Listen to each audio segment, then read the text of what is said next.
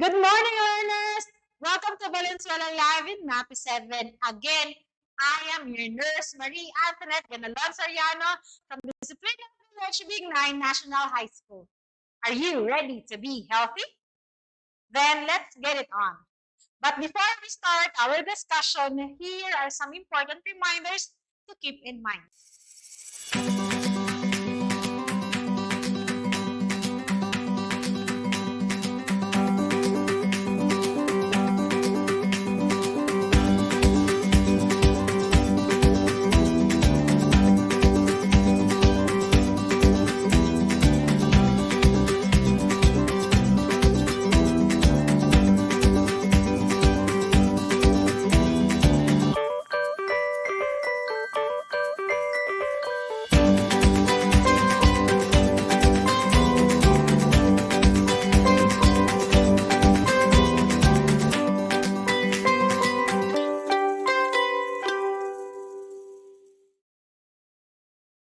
I think we are now ready. Let me show you the most essential learning competencies. Differentiate healthful from unhealthful strategies in coping stress. Demonstrate various stress management techniques that one can use every day in dealing with stress. Explain the importance of grieving. Demonstrate coping skills in managing loss and grief. Recognizes triggers and warning signs of common mental disorders. Discusses the types, signs, symptoms, and prevention, treatment, and professional care in managing common mental health disorders. Let's have some review on the previous topic in health. Comment your answers below. Type T if the statement is true, and F if the statement is false. Number 1, stress is everywhere. Number 2, it is important to know stress management skills. 3, stress is our body's reaction to harmful situations. 4, stress management skills are techniques one can use to cope up with the harmful effects of stress to our body. 5, stress can make us healthy. 6, smoking is good for the body. 7, a stressed person may experience amnesia. 8, a person who experiences stress may develop poor habits which can affect his or her health. 9, anybody at home can also be a stressor. 10, stress weakens our immune system. And the correct answers are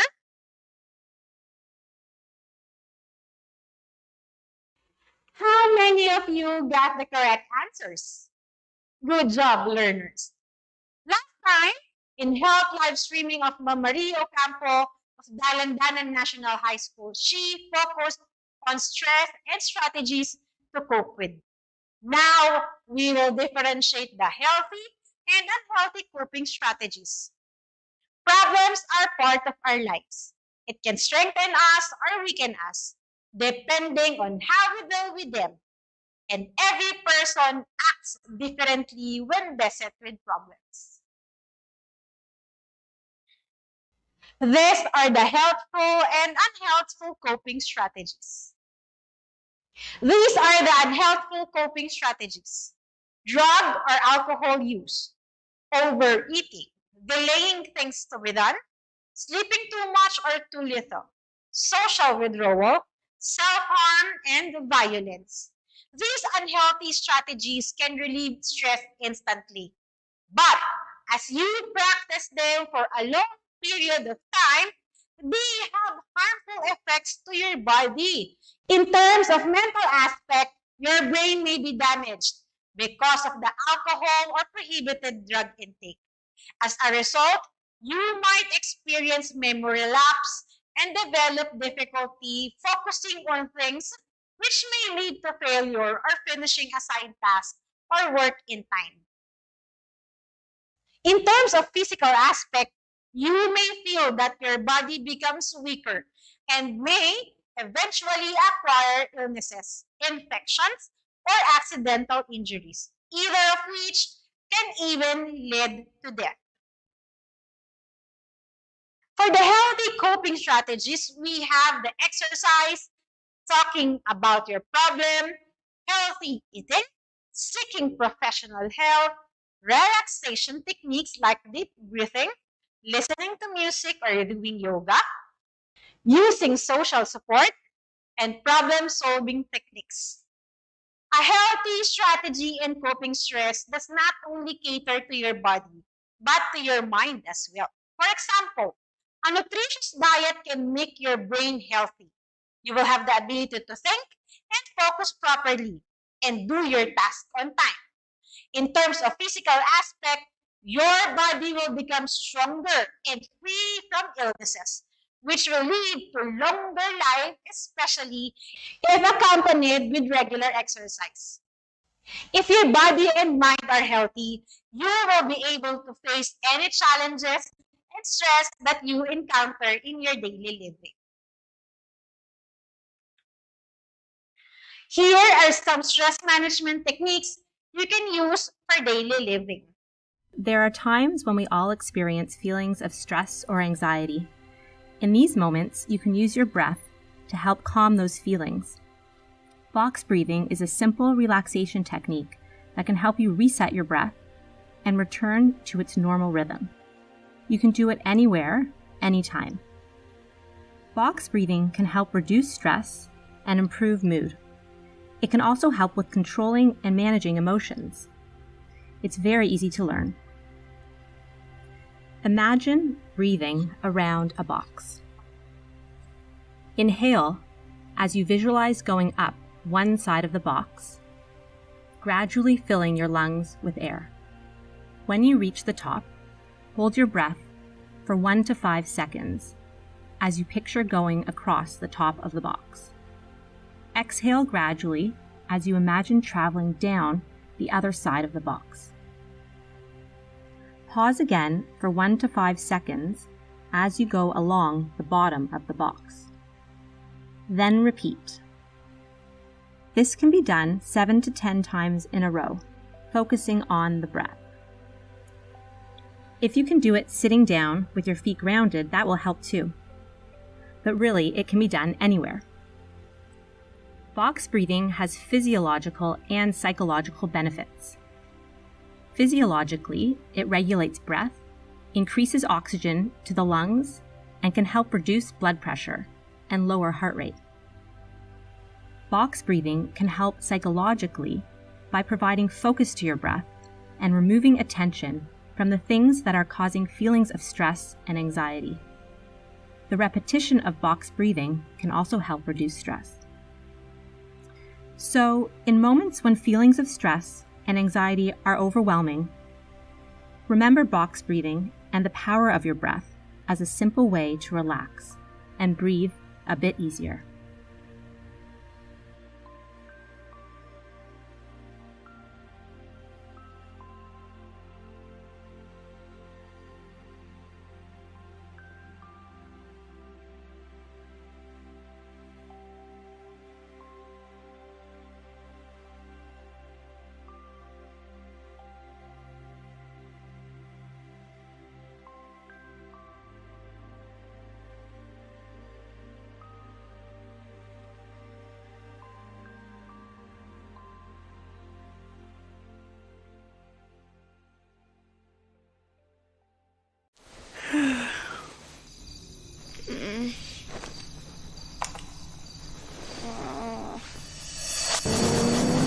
No, wait!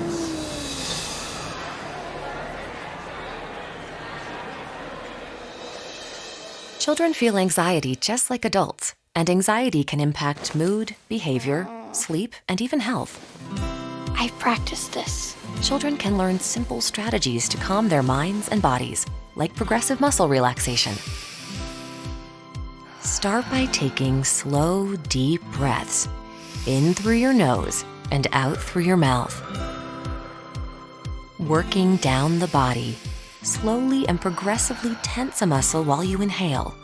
Hold it for a few seconds, then relax the muscle as you exhale.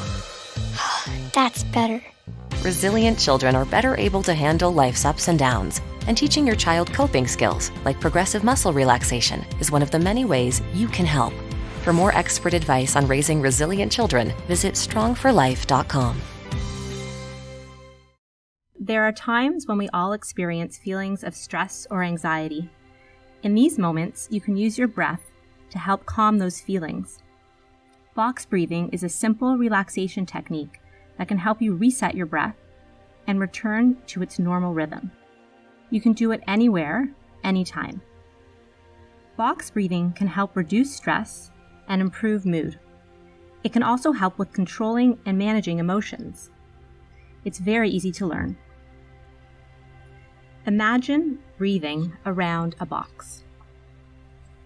Inhale as you visualize going up one side of the box, gradually filling your lungs with air. When you reach the top, hold your breath for 1 to 5 seconds as you picture going across the top of the box. Exhale gradually as you imagine traveling down the other side of the box. Pause again for 1 to 5 seconds as you go along the bottom of the box. Then repeat. This can be done 7 to 10 times in a row, focusing on the breath. If you can do it sitting down with your feet grounded, that will help too. But really, it can be done anywhere. Box breathing has physiological and psychological benefits. Physiologically, it regulates breath, increases oxygen to the lungs, and can help reduce blood pressure and lower heart rate. Box breathing can help psychologically by providing focus to your breath and removing attention from the things that are causing feelings of stress and anxiety. The repetition of box breathing can also help reduce stress. So, in moments when feelings of stress and anxiety are overwhelming, remember box breathing and the power of your breath as a simple way to relax and breathe a bit easier.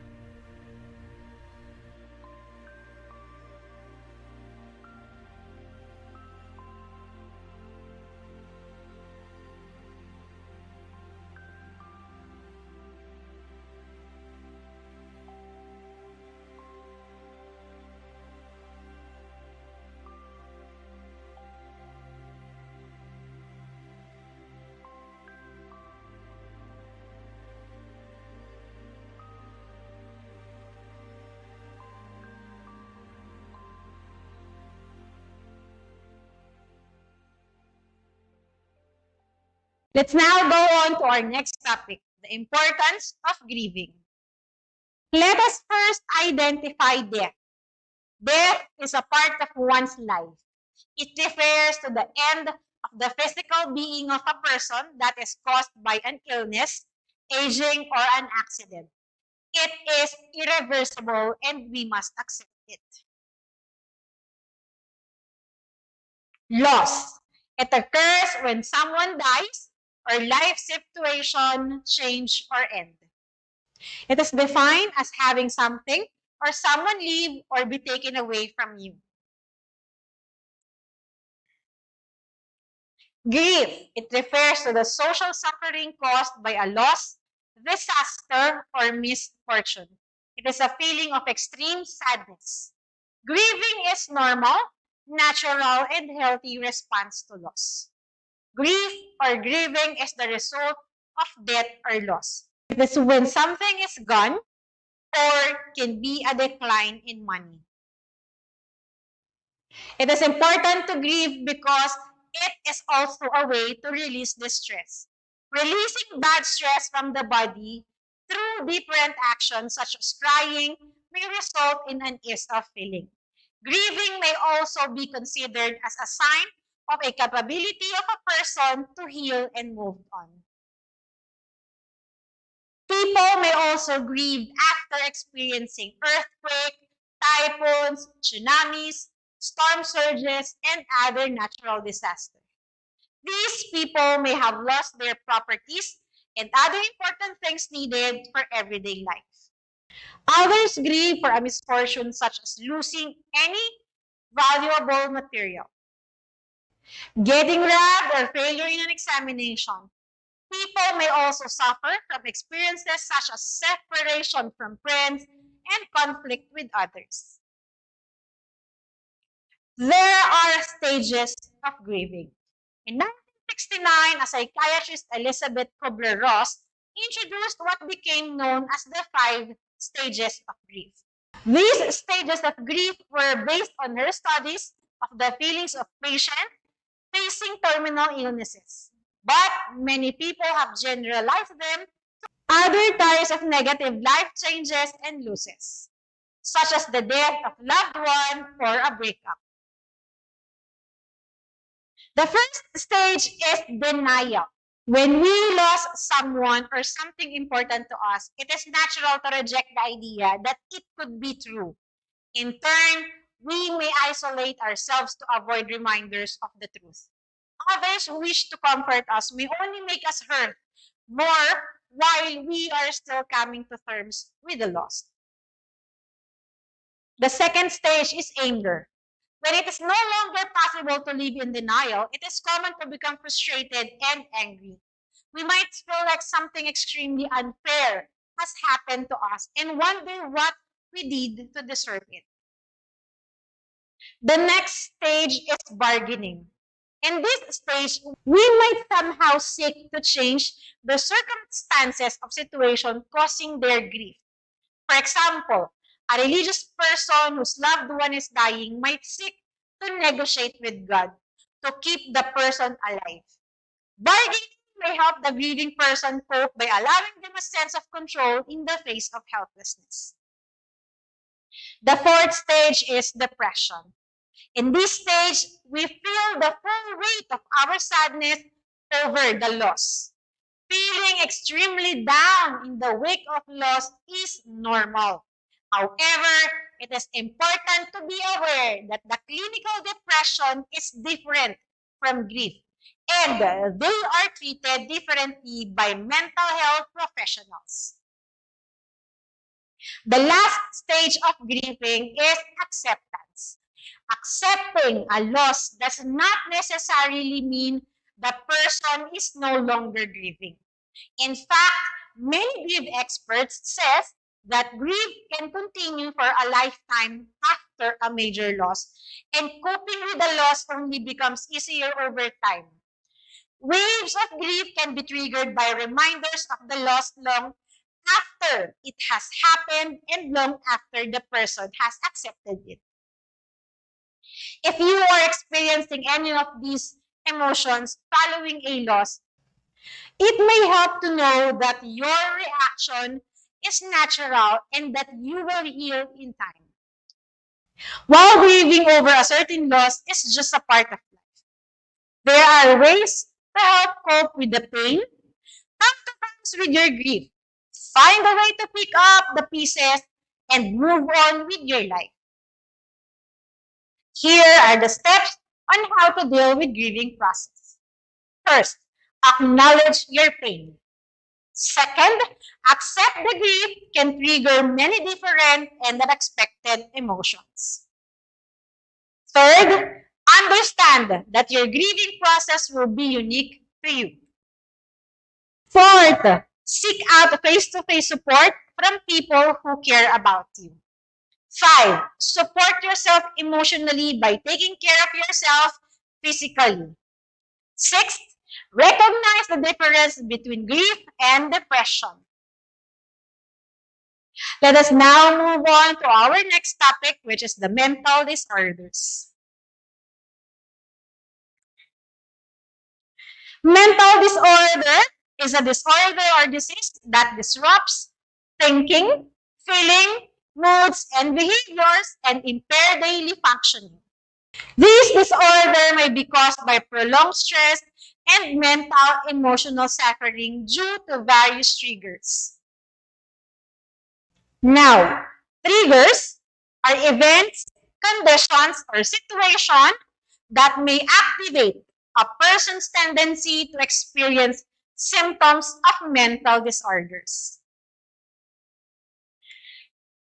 Here are the common mental disorders. major depressive disorder, bipolar disorder, schizophrenia, post-traumatic stress disorder. This time, we will discuss these common mental disorders, its signs, symptoms, triggers, warning signs, and prevention and treatment. Let's now go on to major depressive disorder. Major depressive disorder is a mood disorder that causes a persistent feeling of sadness and loss of interest and can interfere with your daily functioning. It is normal to feel sadness and grief when faced with difficult situations.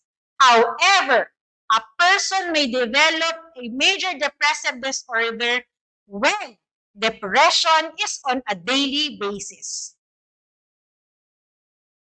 For the signs and symptoms, we have the lack or loss of motivation, or nobody can motivate him.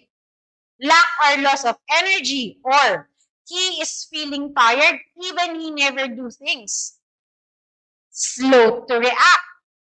He or she has a late reactions in every situation.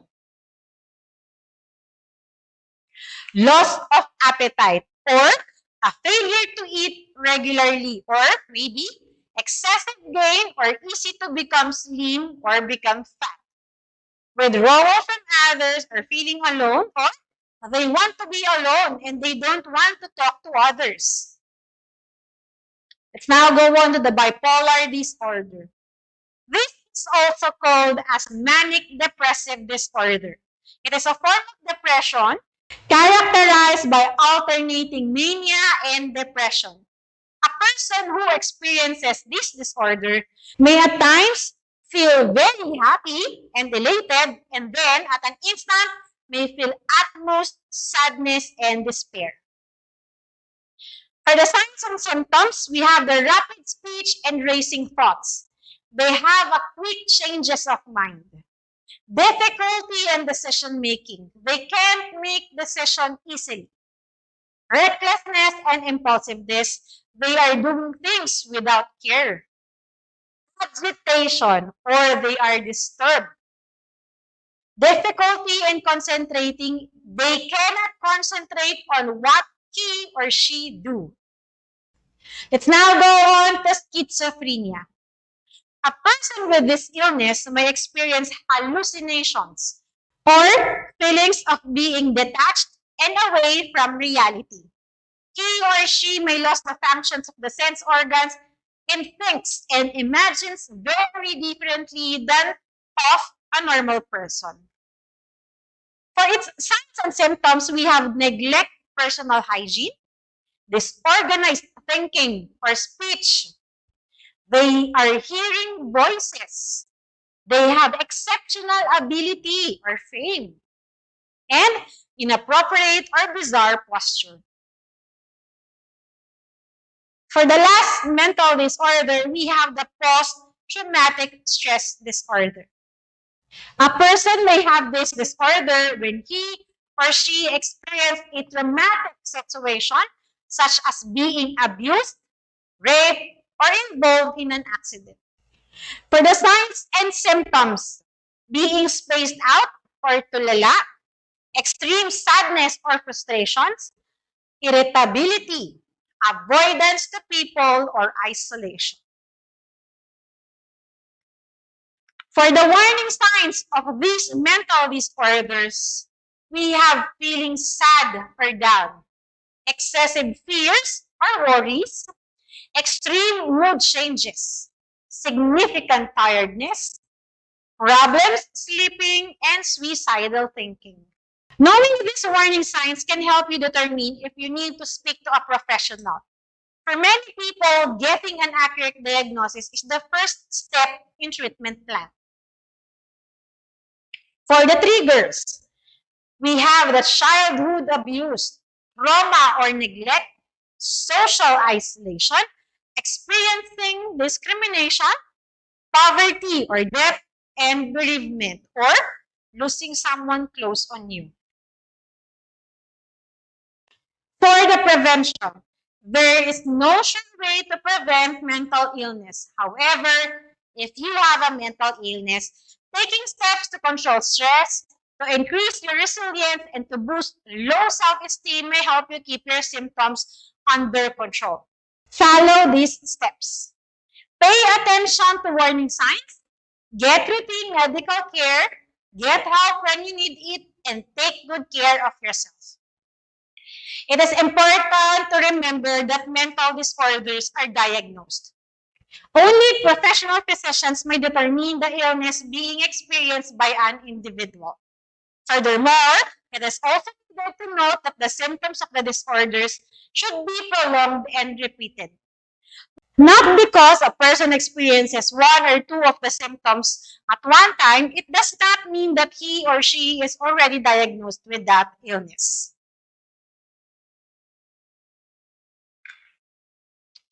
For this activity, we have to identify if it is healthful coping strategies or unhealthful coping strategies. Type H if the statement is a healthful coping strategies, and U if the statement is unhealthful coping strategies. Number 1, eating junk foods. Number 2, listening to worship songs. Number 3, taking prohibited drugs. Number 4, drinking alcohol beverages. And number 5, reading good books.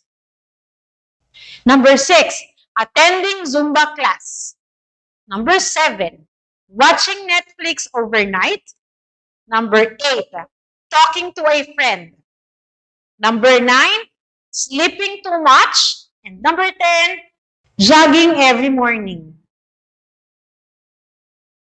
And the answers are, for the next activity, I want you to write the correct answers. Number 1, what disorder is called a manic depressive? 5 seconds starts now.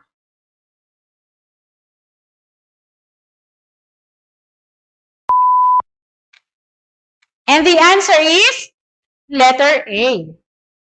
Number 2, when does a person may develop a major depressive disorder? 5 seconds starts now.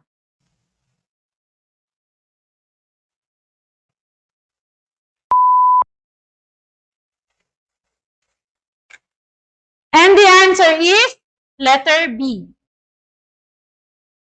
Number 3, what disorder disrupts thinking, feelings, mood, and behaviors of a person?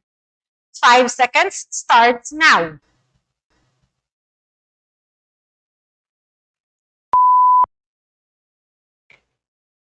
And the answer is letter B. Number 4, which of the following disorders experienced by a person of being abused, raped, and accident? 5 seconds starts now.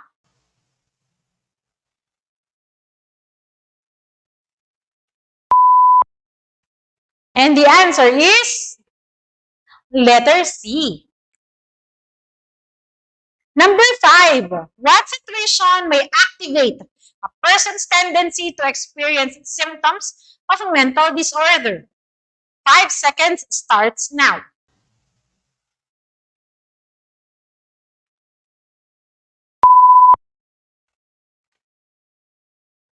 And the answer is letter C. For the next activity, I want you to type true if the statement is true and false if the statement is false. Number 1, difficulty in concentrating and remembering is a sign of major depressive disorder. Number 2, a post-traumatic stress disorder is a disorder when a person experienced traumatic situations such as being abused, raped, or involved in an accident. Number 3, symptoms of the disorders be prolonged but not repeated. Number 4, even professional may not determine the illness being experienced by an individual. Number 5, You may consult first your friend if experiencing the signs and symptoms of disorder. And the answers are, how many scores did you get? Good job, learners. I hope you have learned many things about today's discussion. In this time of pandemic, maybe many of us are experiencing stress, loss, death, and grief. We feel down, sad, and depressed. But life must go on. We must be strong. Keep in mind those healthy strategies to cope with stress, and it will keep us going. Sometimes it's okay not to be okay. But always remember, you are braver than you believe, stronger than you seem, and smarter than you think. Let's always look on the positive sides of every situation. Life is short and wonderful. I may leave you a simple quote by Catherine Pulsifer. How we perceive a situation and how we react to it is the basis of our stress. If you focus on the negative in any situation, you can experience high stress levels.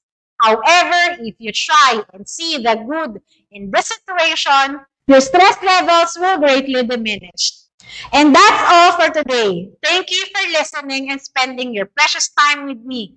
See you again in our next Valenzuela live streaming in Mapeh.